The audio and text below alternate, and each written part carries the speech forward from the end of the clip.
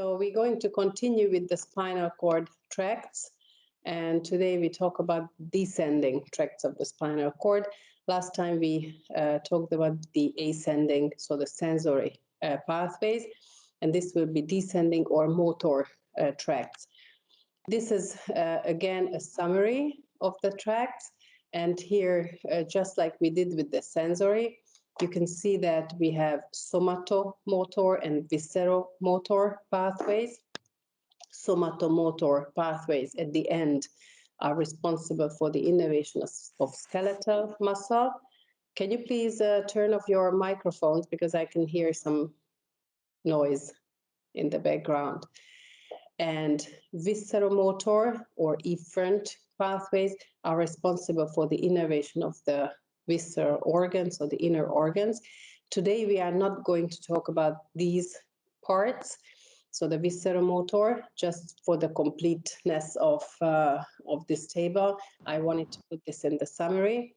But you can see that from the brain autonomic centers, especially from the hypothalamus and the brainstem, we have descending pathways which end in the spinal cord, in the sympathetic and also the parasympathetic parts. And this is called hypothalamus spinal tract, and we have several other descending tracts. This you will hear in a separate lecture about the autonomic nervous system and also the hypothalamus. There is still some microphones switched on because there is a very strong background noise. At least that's what I hear. Can you please all switch over your microphones?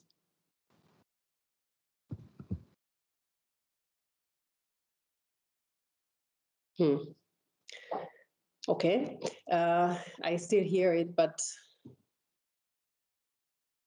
okay, I can hear that somebody is doing something. Looks like everyone is muted. Okay, thank you. Then I don't know.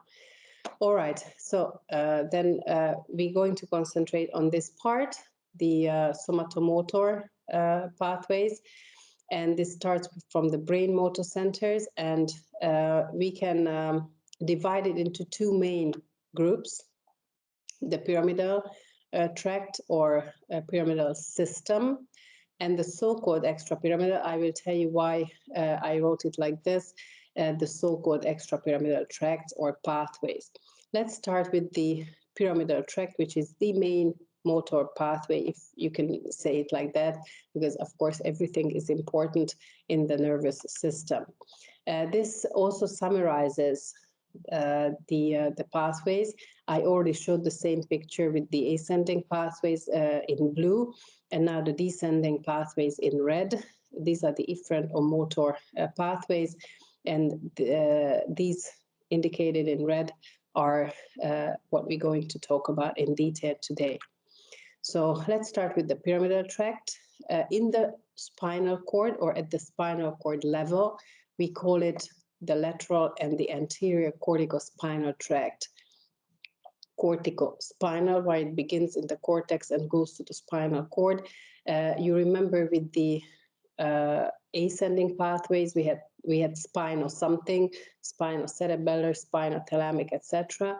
Here we have something spinal because it goes to the spinal cord. It's a descending pathway. So the pyramidal tract in the spinal cord is called lateral and anterior corticospinal tract, and you will see soon the difference between these two. So this is just a very, very simplified version, but this is the most important thing to understand first. When we say pyramidal system or pyramidal tract, we don't only mean the corticospinal part which goes to the spinal cord, but you have already learned a lot of cranial nerves, where facial nerve, trigeminal, vagus, which have parts that innervate skeletal muscle. Vagus nerve innervates all the laryngeal muscles, for example. So these also receive information from the cortex, of course, and this part is called corticonuclear tract, going to the nuclei, to the brainstem nuclei of the cranial nerves. corticonuclear. So when we say pyramidal system, it includes the corticonuclear tracts as well. Now we're only going to concentrate on the corticospinal. This you will hear about later. So an oversimplified version is that it has two neurons. It's a two neuronal system. We have a upper motor neuron. It's always abbreviated like this, UMN, upper motor neuron. It goes from the motor cortex to the spinal cord motor neurons. And then the lower motor neuron, LMN, goes from the spinal cord anterior horn to the skeletal muscle. So, and it's always, almost always, I will show you details, but it's almost always contralateral. So the left side of our brain innervates the right side of the body and vice versa.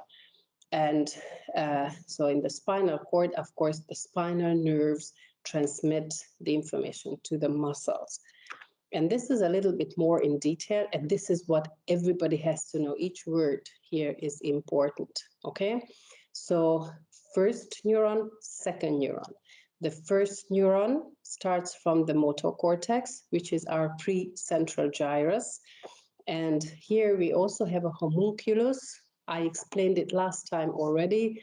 What it means in both the sensory and the motor cortex of the brain. We have the homunculus, which means little man, little human homunculus. And this is our body map on the cortex.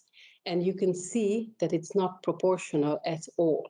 So the lower limb occupies actually a smaller area than the head and neck, which means that we can have much finer innervation of these muscles, obviously, than of the quadriceps or gluteus or trunk muscles, back muscles, abdominal muscles do not need such a fine innervation, fiber to fiber innervation, because they have more bulk movements. All of the fibers contract together. No such fine movement is possible.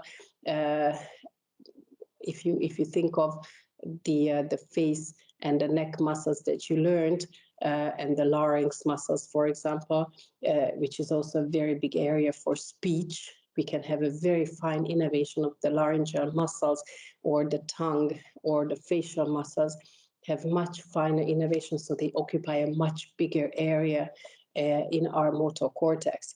Also the fingers, the fingers of the hand, they have a much bigger representation area than the toes. You can see the big difference. And so this is where most of the pyramidal tract fibers begin, but you will see that we have other areas too, but that's the main starting point. So the precentral gyrus. And then the fibers run down in the so-called corona radiata, and then they are collected in the internal capsule. This is the hard thing about neuroanatomy, that we list structures and parts of the brain that you haven't learned yet. But at the end, when you learned all the parts, you will see the big picture. And so you will have to go back to this topic and do it again when you already know all parts of the brain. So the internal capsule, in the posterior limb of the internal capsule, then it goes through the mesencephalon, the midbrain, in the so-called cerebral peduncle, which connects the midbrain to the rest of the brainstem, and also the cortex, of course. And this is in the middle part. That's where the fibers of the corticospinal tract run. And then it goes through the pons. So these are the three parts of the brainstem: mesencephalon, pons, and medulla. And in the pons, the corticospinal tract splits into smaller fiber bundles, so it's more spread. And then in the medulla, we have the so-called pyramid, which is a pyramidal shaped part of the medulla. And this is where most of the fibers cross to the other side. That's where we have the so-called pyramidal decussation. This is the crossing of the fibers. Most fibers cross here in the medulla. This is very important in the motor tracts as well, where the crossing is. I emphasized this also in the previous lecture with the ascending pathways. It's really, really important to know where the crossing is. You can imagine if a lesion is above the crossing, then you will have contralateral symptoms. If a lesion is below the crossing, you will have ipsilateral lesion. So this is really, really important to know where the crossing is. In this case, it's the medulla, and it's called pyramidal decussation. And then the second main neuron in our pathways, so we had the upper and the lower motor neuron. So the lower motor neuron is in the spinal cord, and you can see here where the descent is and why we have two pathways from this point from the medulla. Here I told you you will soon learn why we have a lateral and an anterior corticospinal tract. And here you can see, because most of the fibers cross to the other side, but certain percent of the fibers do not cross on the other side, and they descend in the anterior part of the spinal cord. They cross at the end also, but only at the level of innervation here. So that's why from the medulla down, we have two corticospinal tracts at least, a lateral and an anterior. The lateral corticospinal tract is also called the cruciate pathway because it's already crossed. And the anterior corticospinal tract is also called direct because it directly descends to the level of innervation and then it crosses only after. So this is what you have to know. This is the basics of what you really have to know, summarized here. Now a little bit more in detail. Here in green, you can see where the corticospinal tract is running in the mesencephalon, then in the pons, in the base part of the pons, then in the medulla, in the pyramids.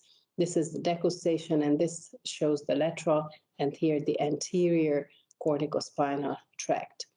And here you can see that it splits into three. This is something relatively newer. If you think about where most of our information is coming from, I mean, most of our information, most of scientists' information, what you can read in textbooks, most of what we know about the pathways was described a lot of years ago when there was no MRI and no tractography, and most of the knowledge came from animals, and especially rats and mice. And it's still coming from rats and mice. And we are not rats and mice. So humans are able to do things that rats and mice are not able to do. And this third part of the corticospinal tract is only human specific. So here you can see that newer books already have or depict the pyramidal tract not split into two, but split into three. So most of the fibers, of course, cross to the other side. This shows it, this really thick bundle. This is the lateral corticospinal tract. And about 10-20% doesn't cross. Part of it crosses at the level of innervation. This is the anterior corticospinal tract, but part of it doesn't cross at all. And this doesn't cross at all pathway is the one that is human specific, and it's important for regeneration. So if the corticospinal tract is lesioned, it can regenerate from the other side to a certain extent, of course. So this is human specific, this third one. And here, just like last time, I make a try to have a very, very basic drawing.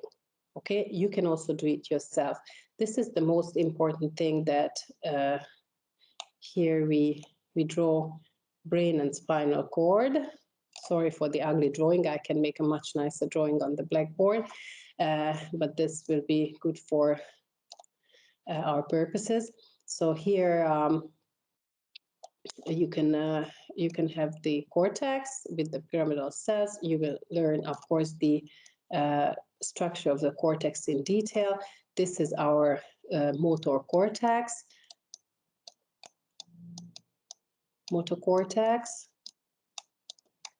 Okay, and then it descends the axon crosses to the other side at the level of medulla. This is medulla, where the crossing is. Medulla, sorry for the ugly writing.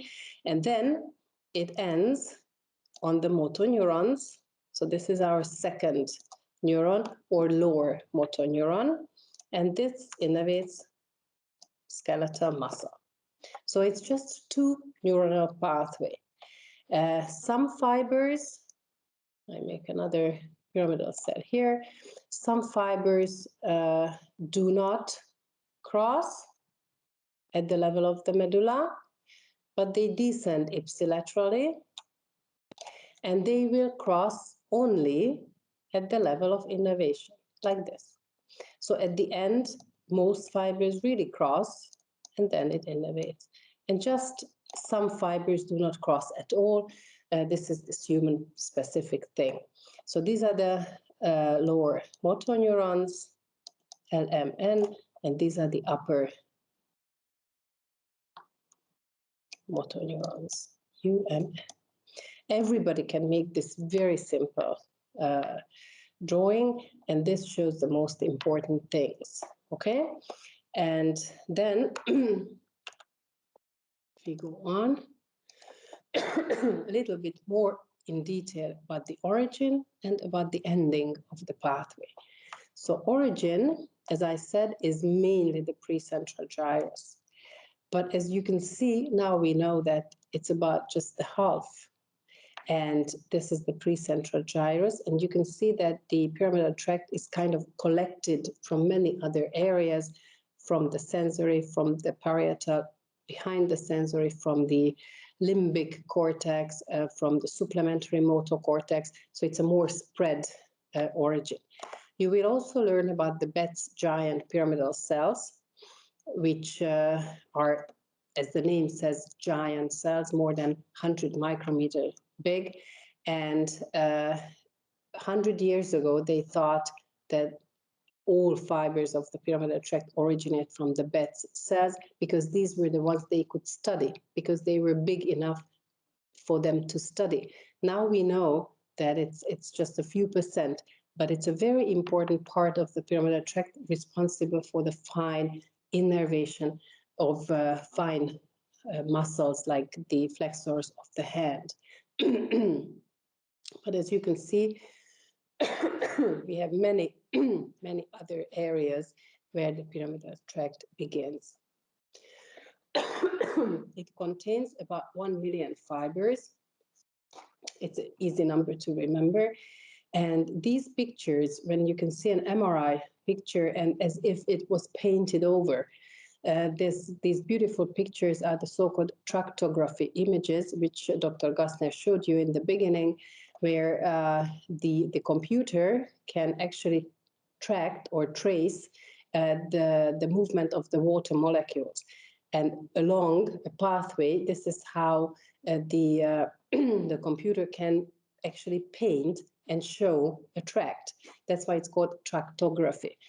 And you can see that it has a more widespread origin. It's not just from one gyrus.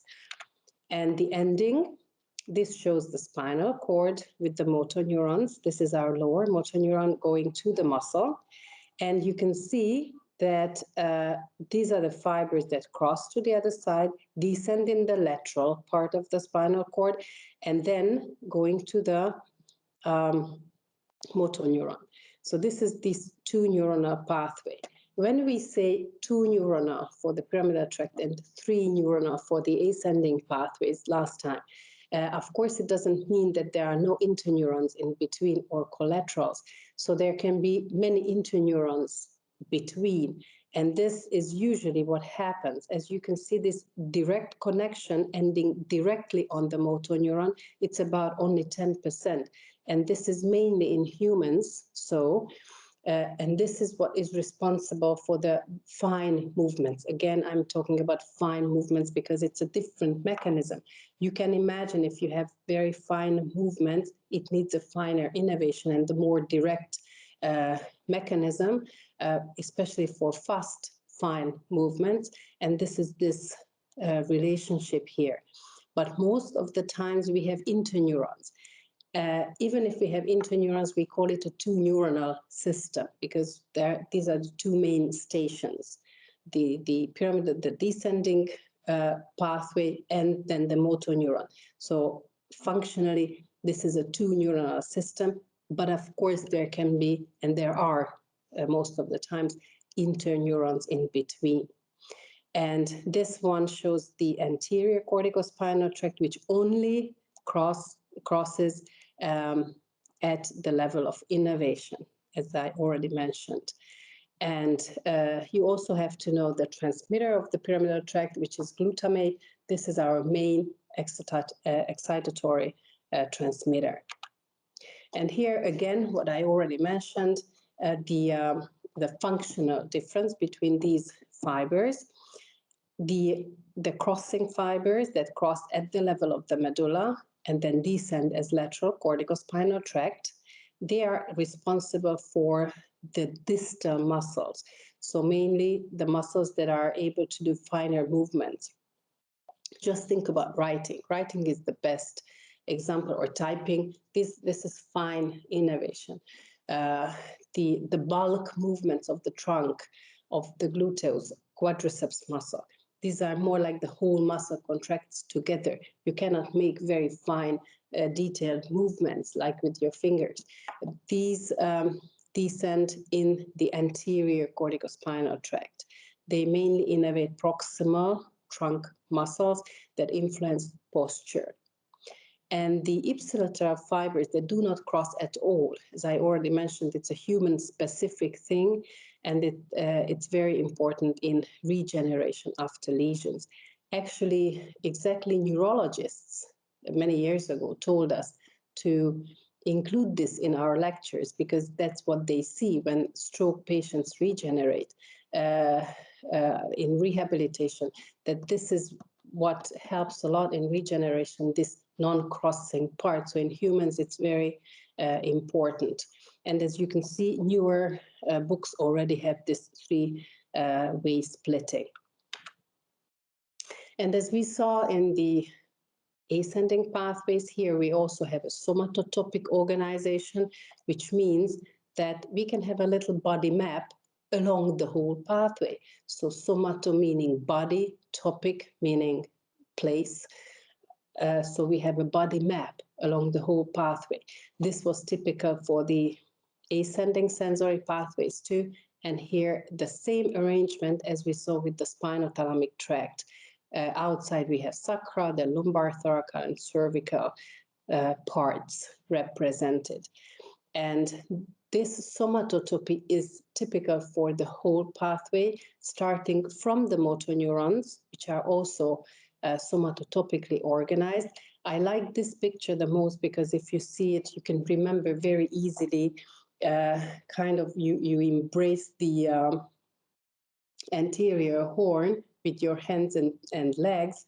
And this shows that more medially are the proximal motor neurons for the proximal muscles, and more towards the midline are the distal muscles, motor neurons.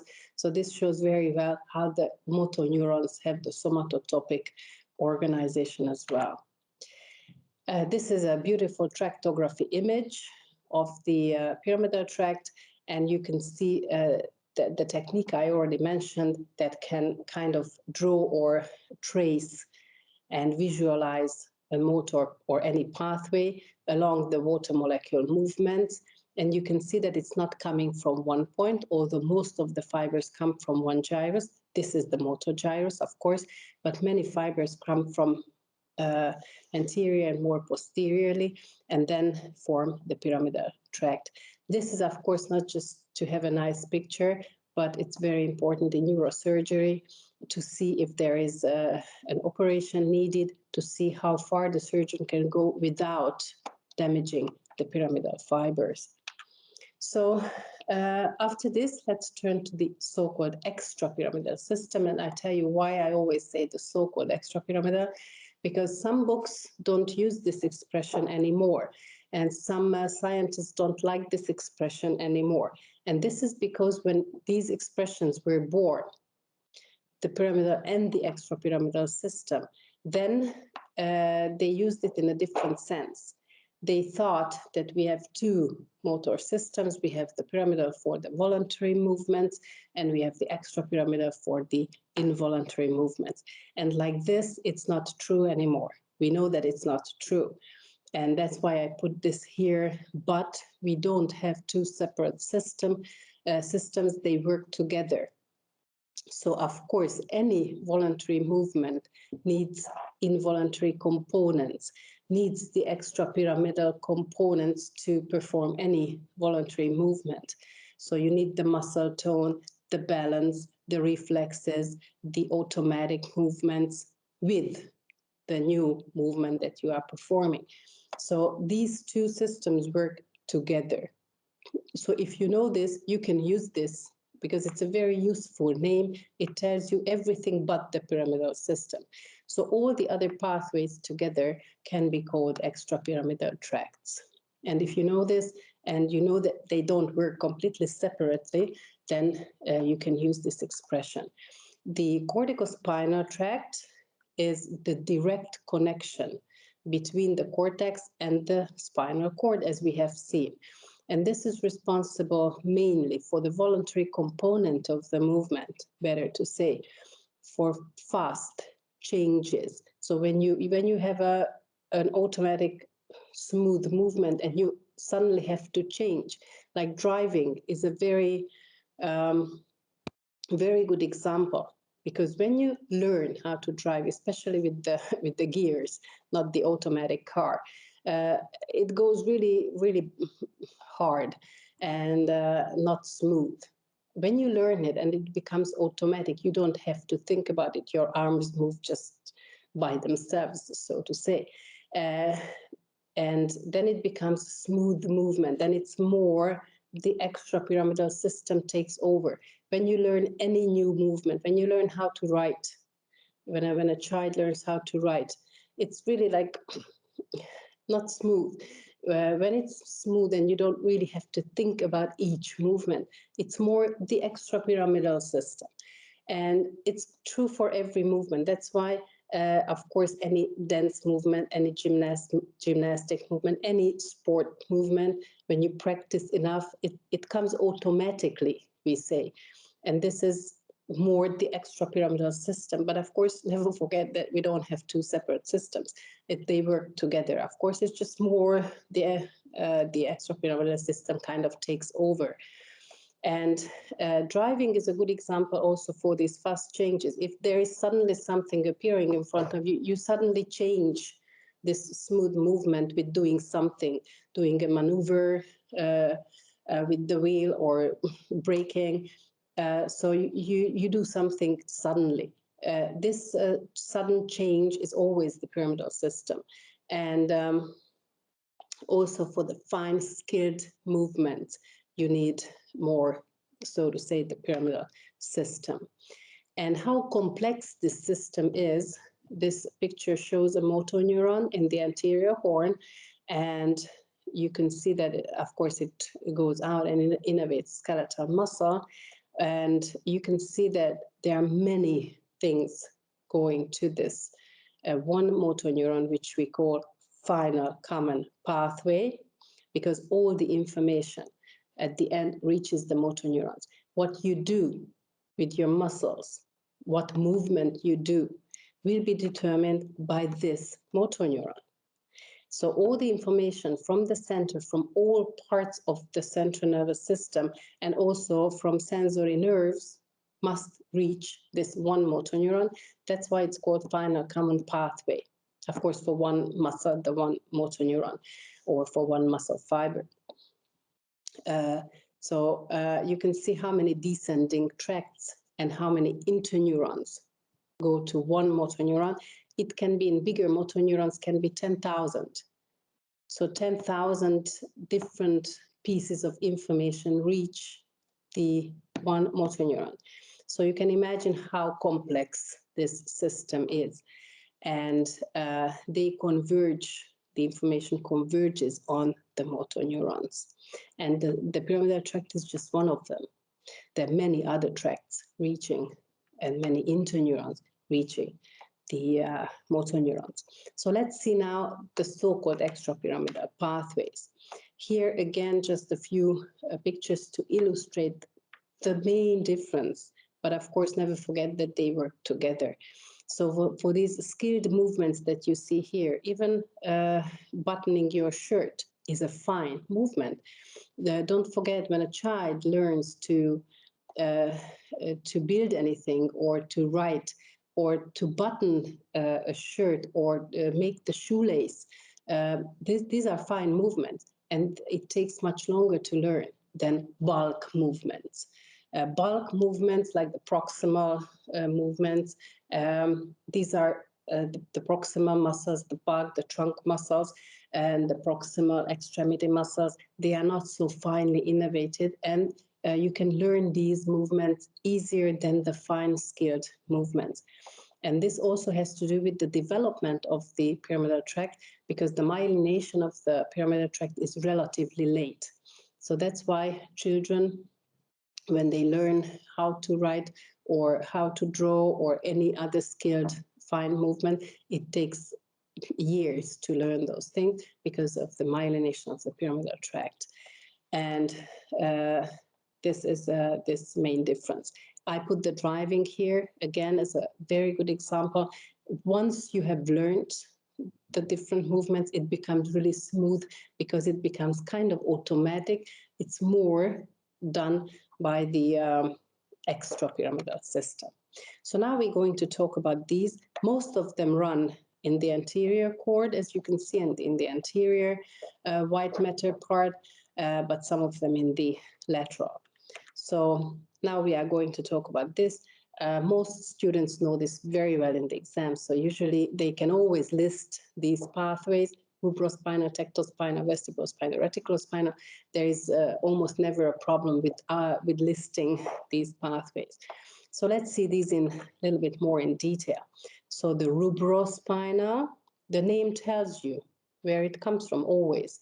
The red nucleus, ruber, nucleus ruber, means the red nucleus of the mesencephalon, the midbrain, because it has a reddish color in a fresh brain, and it comes from this nucleus, and then descends together with the pyramidal tract, and it's mainly for the fine movements. So together with the pyramidal tract, it's responsible for the fine distal movements. So it stimulates flexors, and mainly in the upper limb, where we can do much finer movements than in the lower limb, and inhibits the extensor muscles. And here I put the writing as an example. When you learn a new movement, you need the pyramidal tract. When you have already learned it and practiced enough and it becomes automatic, then it's more the rubrospinal tract, and they run together. So what we always draw, and all textbooks have this, that there is the pyramidal, the lateral corticospinal tract, and in front of it the rubrospinal. But actually we know exactly from the tractography examinations that they run together. So this is how they run in rats and mice, but in humans the fibers mix. So you can't separate the pyramidal from the rubrospinal so precisely. But this is how I drew it too, because all textbooks have this drawing. But don't forget, they run together and work together. For the fine movements, they do work together, the two pathways. Next is the tectospinal. It's coming from the tectum, the name tells you. Tectum is this part of the mesencephalon where we have the superior and inferior colliculi, these four little hill-like enlargements, these nuclei. So superior colliculus is where we have this tectospinal tract coming from. And you already mentioned the superior colliculus in the retina and the visual pathway lecture, and you learned that most of the optic tract fibers end in the lateral geniculate body, but some extra geniculate endings we have, and one of them is the superior colliculus, where fibers from the retina go directly with visual information and then go to the motor neurons. You can imagine that something with vision going to motor neurons will be responsible for movements to visual stimuli. And this is exactly what it does. And the most pure form of this reflex, the tactospinal reflex, is in frogs, but it works, of course, in humans too. But I can show you the example in frogs. They have a huge tectum, especially compared to the size of the rest of the brain. When a small object occupies their visual field, the reflex turns the head toward the object. When there is a big object occupying the visual field, then the other side will be activated, and so the reflex turns the head away from the stimulus. And this is because if there is something big coming, it might mean danger, like a big animal trying to eat the frog. So it will protect itself by jumping in the other direction. If something small appears in the visual field, it might mean food, so the head is turned toward the object. So this is a pure reflex, a tactospinal reflex. Of course, it works in humans too, just not in such a pure form. We have a big cortex which can influence these reflexes very much. So we don't have these in such a pure form, but we do have the tactospinal reflex. You think about it when you look straight ahead and something appears in your visual field, something small. You automatically, not thinking about it, you automatically turn your head toward the object. And if something big, like a big shadow, appears in your visual field, you automatically turn away because it means something dangerous might be coming. So this works in humans too, just not in a very pure form. Then next is the vestibulospinal. You will learn the vestibular system, which is our balance system, the vestibular system. So obviously the vestibulospinal tract, actually tracts, because we have a lateral and the medial vestibulospinal tract, they both influence locomotion, movements, adjusting to the balance situation. So equilibrium. So this, the lateral comes from the lateral vestibular nucleus, the datus nucleus, and it descends all the way in the spinal cord, in the anterior or ventral cord, and it gives information from the vestibular and cerebellar systems to the motor neurons, so activates the anti-gravity muscles, is responsible for posture stabilization. A very easy example is when you stumble, and this then of course the vestibular system senses it, that your balance is lost, you lose your balance, and then this pathway will, with the extensor muscles, which are the so-called anti-gravity muscles, tries to keep your balance, right? Tries to keep you in erect position. So this is this system. The medial one is mainly only in the upper part of the spinal cord, coming from the medial vestibular nucleus, and it coordinates head and neck movements with the vestibular system. And finally, the reticulospinal tract comes from the reticular formation. We will have a separate lecture on the reticular formation, an entire lecture next time or in next week. And it comes from the pons and medulla parts of the reticular formation. And it, just like the spinothalamic tract, it goes around the anterior horn, and the lateral one comes from the medulla, the ventral one comes from the pons. And this system is very important for automatic movements and posture. So it's a very basic function in locomotion, the reticular formation. And it's influenced by many, many, many things you will see in the reticular formation lecture. We have several other tracts as well.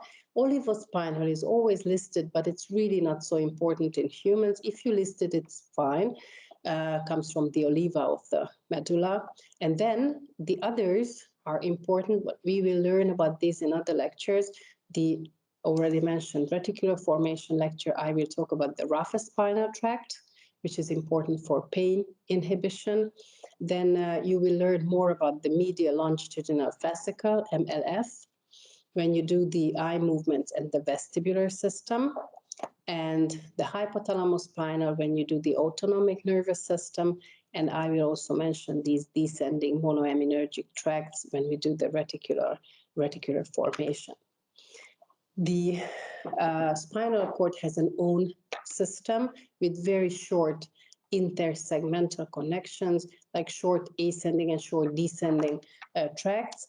And so this brown, here indicated with brown color, this is the so-called fasciculus proprius, the proper spinal cord proper tract. And here they connect, of course, just few segments of the spinal cord with each other. One you have to know with name is the Lissauer tract, here behind the dorsal horn. I already mentioned it last time with the sensory pathways, that the spinothalamic neurons, or that form the spinothalamic tract later, so the sensory neurons for protopathic sensation come in, but they ascend a few segments and then enter the dorsal horn, and then starts the spinothalamic tract. So exactly these neurons form the so-called Lissauer tract. Please don't learn the other ones. I just put it here because most books have these other ones, but we don't ask these in detail exactly where which other tracts are found, just the Lissauer. That's why I put it here, don't learn the names. Now let's see the clinical things, and I will again emphasize the things that are very important for the exam.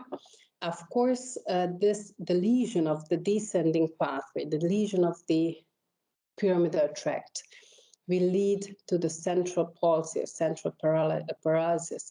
And this can be caused by anything along the pathway, from stroke to tumor to a cyst, trauma, anything. And here, for example, you can see a cyst or an abscess or tumors or something near the descending pyramidal tract. And this is why I said it's very important for the neurosurgeons to see this before the surgery. Obviously, this thing has to be taken out. So, but it's not the same how far they can go, how far they can remove it without injuring the descending pyramidal tract fibers.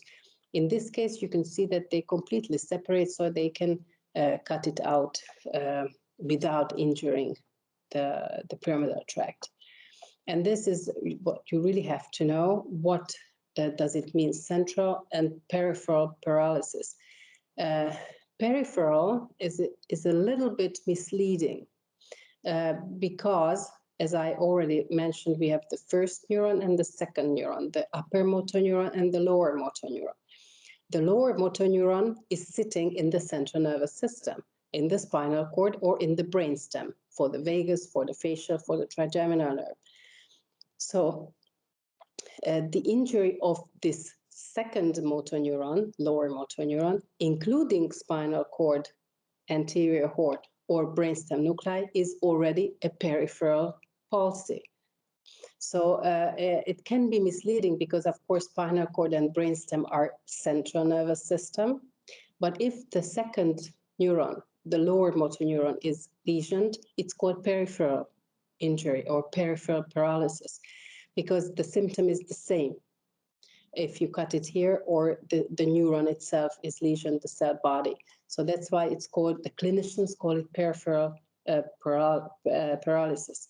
And if the upper motor neuron is injured, it's a central lesion. It leads to a spastic paralysis, so there is an increased muscle tone. And exactly because what I explained, how many other things reach the motor neuron. It's not just the pyramidal tract, many other pathways reach the motor neuron. While if the motor neuron itself is lesioned, there is absolutely no innervation to the muscle, so there will be a lower motor neuron lesion with decreased muscle tone. And this is what you really have to know. This is a very simplified, again, version, what I also drew for you. It can be lesion anywhere above the crossing. If it's above the crossing, it will be a contralateral. You can see that it will cross later, then it will be a contralateral paralysis of the muscles. If it's below the crossing, below the decussation, it will be an ipsilateral lesion. And this is the only reflex which we ask by name, the Babinski reflex. It's a pathological reflex. Normally, if you do like this with an object on the foot, the big toe is not in dorsiflexion.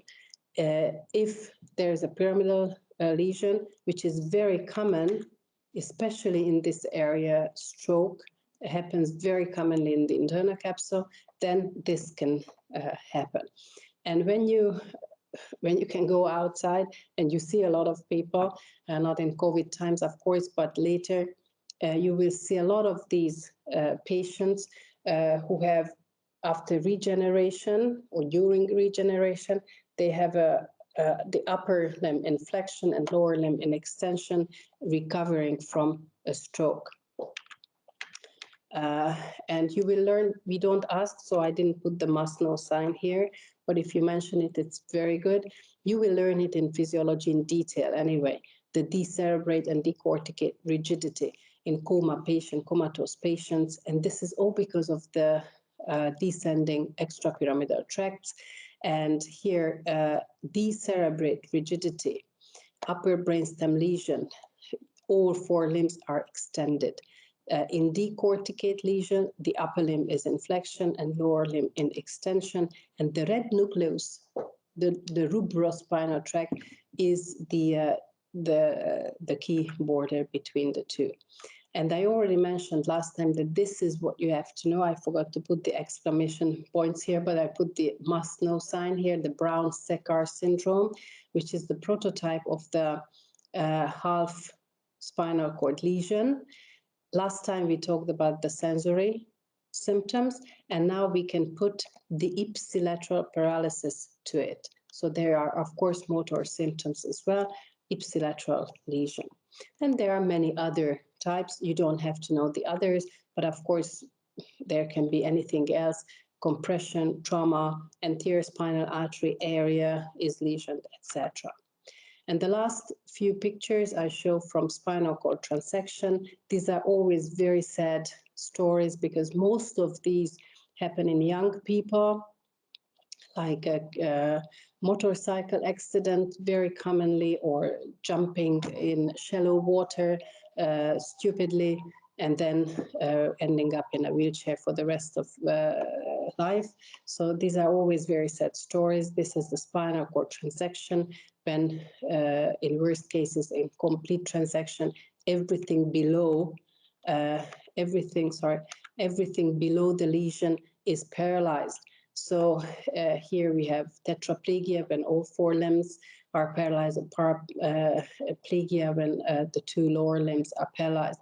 C4 is something we have to know because of the phrenic nerve. This is a key level, because above C4, the diaphragm is also paralyzed and no voluntary breathing is possible. And this is just summarizing. You don't need to know so detailed. You will learn it in neurology, that we can tell exactly the level of the spinal cord injury, then which symptoms, which functions are lost, so which symptoms the patient has. So this is the end, and I thank you for your attention. Of course, if you have any questions, I'm happy to answer.